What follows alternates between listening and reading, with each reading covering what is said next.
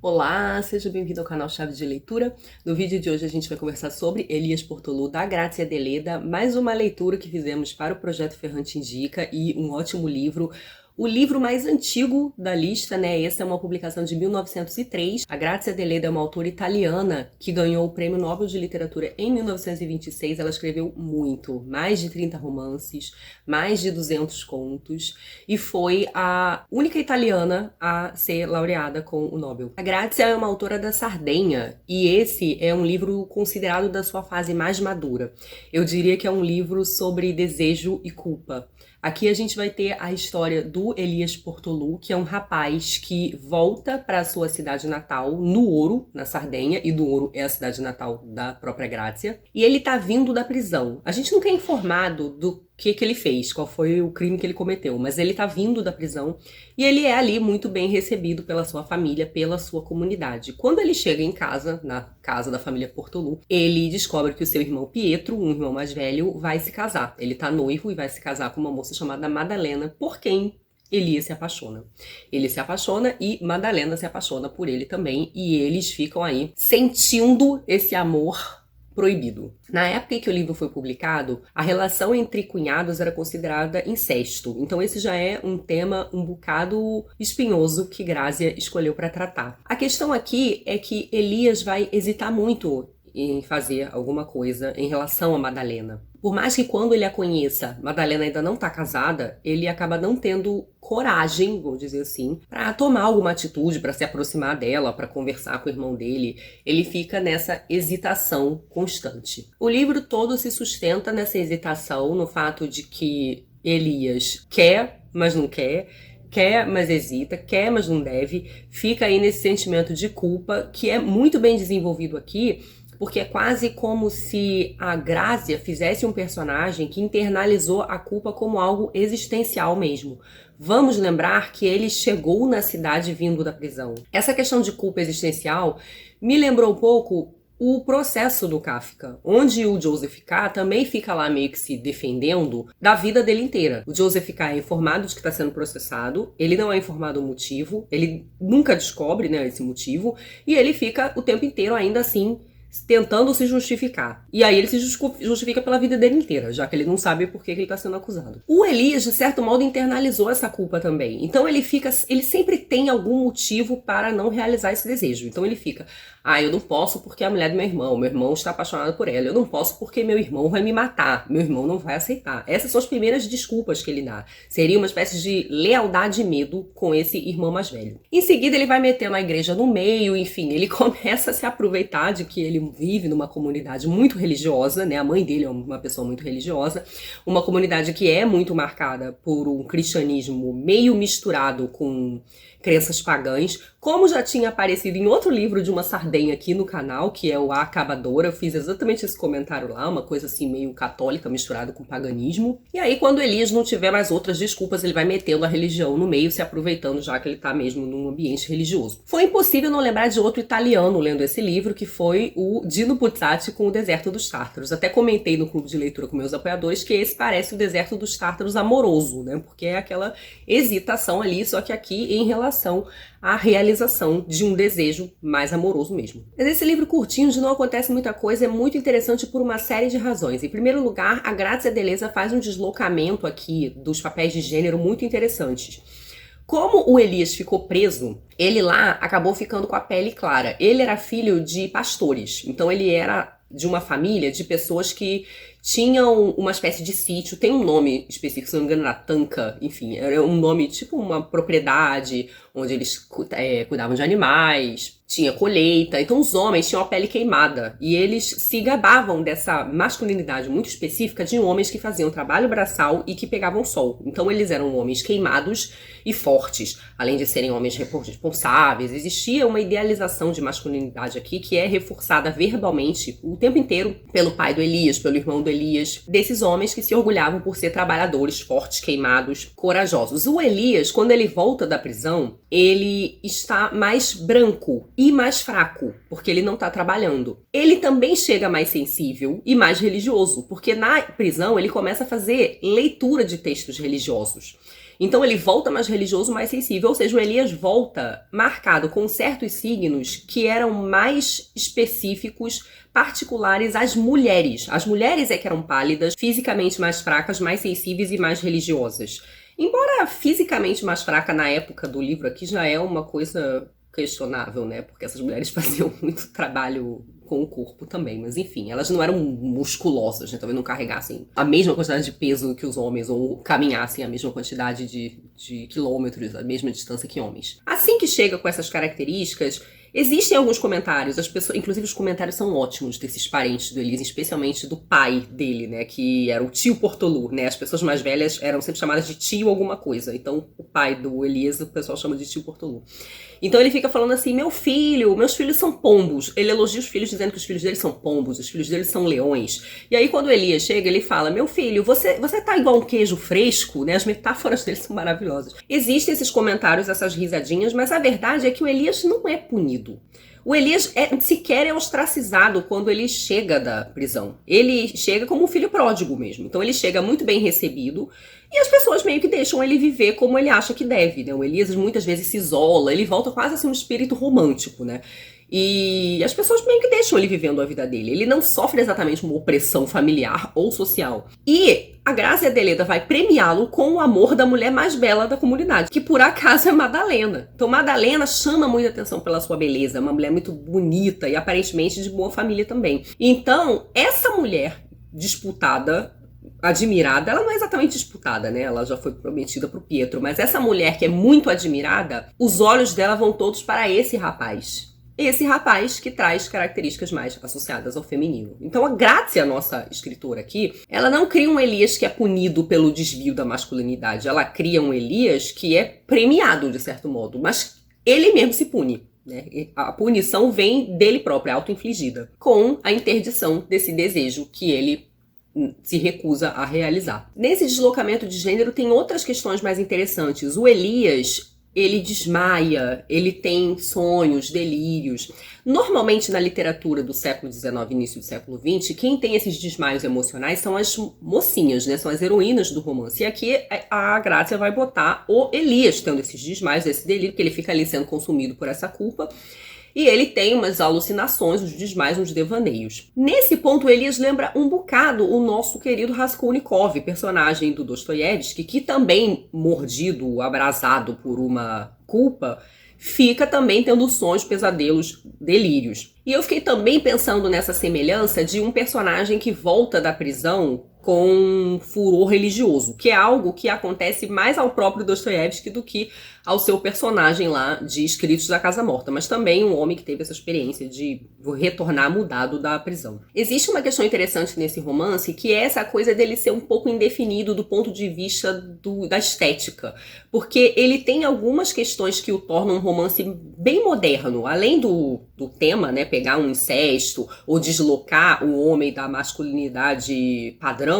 Ele é narrado em discurso direto livre. Em vários momentos a gente vê o narrador entrando na cabeça dos personagens, inclusive com um momento em que ele muda bruscamente para a primeira pessoa e a gente não sabe exatamente por que ele faz isso. Tem um momento maravilhoso também em que o Elias Portolu vai ter uma conversa com o tio Martino, que é um personagem interessantíssimo, é um homem que também esteve preso, é um homem que se isola um pouco da natureza, ele é uma espécie de ermitão, as pessoas o conhecem, mas ele gosta de viver sozinho, meio isolado. E o Elias vai desabafar seus dramas com esse homem, e esse homem, ele tem um conhecimento grande sobre as pessoas, ele dá os melhores conselhos, inclusive ele faz uma definição de amor maravilhosa aqui pro Elias Portolu, uma coisa assim bem moderna para início, né, do século XX. Esse tio Martino, apesar de ser um homem mais isolado, um homem que convive menos com as pessoas, ele é um homem que tem melhor percepção sobre as pessoas. Ele é um homem que consegue fazer a melhor leitura das pessoas e dos cenários e das situações.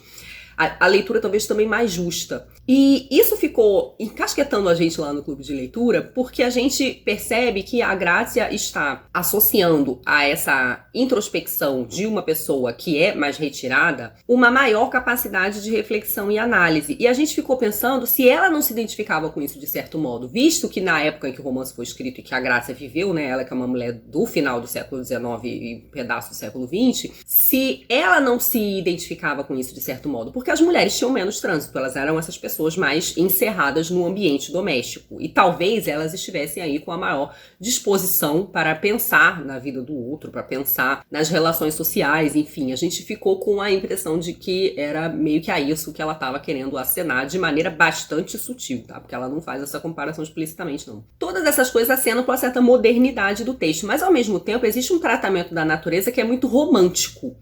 Então o Elias, ele tem uma relação com a natureza quase como se a natureza espelhasse os seus sentimentos. Ele vai se refugiar nos bosques, ele desmaia no bosque, ele dorme no bosque, nas florestas lá, e ele conversa com o vento, ele pede respostas pro vento. Esse pra mim foi um momento super Emily Brontë, assim, né, conversando com o vento me dê respostas. Além do fato de que vários desses sonhos que Elias tem são meio premonitórios, então alguns momentos do livro tem essa coisa de irreal, né, de irrealidade, de fantasia. Então a Grácia constrói esse romance que é muito peculiar, porque ele consegue ser ao mesmo tempo muito moderno e ao mesmo tempo ter esses ares românticos. É um romance muito marcado sobre consciência moral, né, sobre a consciência moral de um personagem, que é o Elias. Mas não é um romance moralista, né? A gente não sente essa mão pesada aqui. E nem em relação a Elias, nem em relação à sociedade. A Grácia não tem uma mão pesada em relação ao modo como ela vê no ouro ou a Sardenha. Ela, inclusive, as descrições de natureza que ela faz aqui são muito bonitas. Os personagens têm uma relação muito intensa com as montanhas de Nuoro, com as igrejas. Tem um capítulo maravilhoso aqui que descreve uma espécie de romaria para uma igreja de São Francisco. E então tem toda essa relação com as estações e com a natureza que é muito poética, é quase como uma homenagem à região, né? Então a Grácia também fala da região com muito carinho, não parece que ela tá criticando a cidade pelo seu atraso, né? Porque é algo que você poderia desconfiar pelo fato de que aqui tem muito essa coisa de uma tentação carnal num ambiente muito religioso. Mas o que sobressaiu para mim no livro durante a leitura é essa internalização da culpa como algo existencial no Elias para além da cultura onde ele vive, visto que ele em nenhum momento me pareceu estar sendo de fato punido pela comunidade onde ele vive, ou cobrado, ou isolado socialmente. É algo que parte dele muito mais do que do meio social. Ali as pessoas parecem que estavam sempre prontas para acolhê-lo nos seus momentos de dificuldade. Então é algo que ele internalizou, ele que ficou incorporado com essa espécie de culpa existencial, né? Ele ficou obcecado com isso. Separei alguns trechinhos para a gente ver um pouco dessa tensão entre culpa e desejo. Na página 140 tem um momento que o texto diz assim: mas enquanto ele ia se condenando, ele recordava o que havia acontecido, e todos os seus membros se encolhiam de prazer, e o seu rosto se iluminava. Depois ele ficava mais inquieto do que antes. Uma onda de vergonha e remorso lhe penetrava por todas as veias. E novamente o terror e o ímpeto louco de se torturar, de bater em sua própria face, de morder os punhos, o atacavam como cães raivosos. Já na página 188 tem uma passagem que é assim: e ele se sentia triste, perturbado, fraco, no entanto ele não se desesperava pela graça de Deus. E com a amarga voluptuosidade com que os fanáticos atingiam o corpo,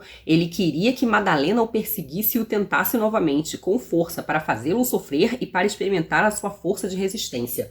Para vocês verem, ele queria ser tentado, né? Ele queria ser tentado e ele queria resistir à tentação. Mas a graça de resistir à tentação é ser tentado. Então, assim, é uma relação ali bem de desejo e culpa mesmo. Eu fiquei me perguntando por que Helena Ferrante teria indicado esse livro. Eu acho que além dele ser um ótimo texto, a Grazia é uma referência na literatura italiana, né? Com certeza algo que as pessoas devem ler lá, devem estudar.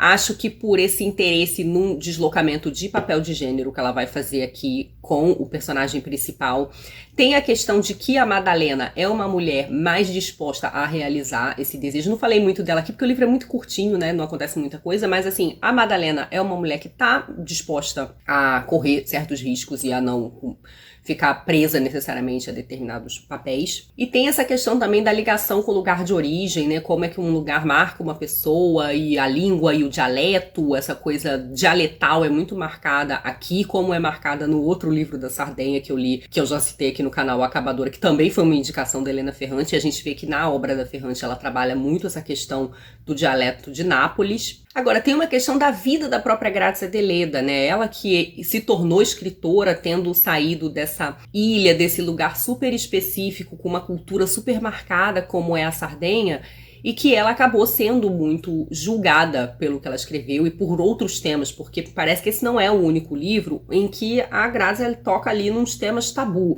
né? E isso parece ter pode ter sido, né? Pode ter tido algum eco na história da própria Lenú, a personagem da Helena Ferrante, que também vai ser muito julgada por ser escritora, pelo tipo de coisa que ela escreve depois que ela sai ali de Nápoles, né? A comunidade dela de Nápoles vai achar muito estranho as coisas que Lenú escreve, né? Quando eles finalmente leem o livro. Mas acho que a Ferrante tinha, assim, um interesse no modo como esses lugares específicos e culturalmente muito marcados impregnavam as pessoas, os sujeitos de marcas e como aquilo constituía as pessoas de certo modo.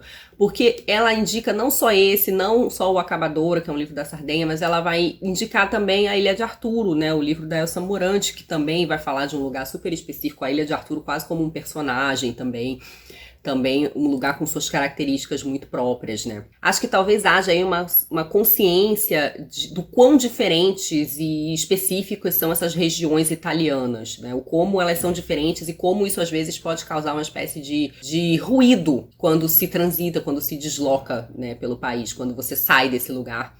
Tanto aquilo que você leva do lugar, que essa pessoa deslocada leva do lugar com ela, né, como aquilo que ela vai sentir de ruído fora desse espaço. Bom, é isso, eu achei o texto belíssimo e já quero ler outras coisas. Esse livro saiu pela Editora Moinhos e a Editora Moinhos tem mais um outro livro publicado, se eu não me engano é o Cidade do Vento, e a Editora Carambaia tem um outro que é o Juncos ao Vento. A Grazia Deledda aparentemente gosta de vento e de pálpebras, porque eu nunca vi tanta descrição de pálpebras violetas, roxas, como nesse livro, né? Como disse Carol no clube de leitura, as pessoas estavam com hipotermia.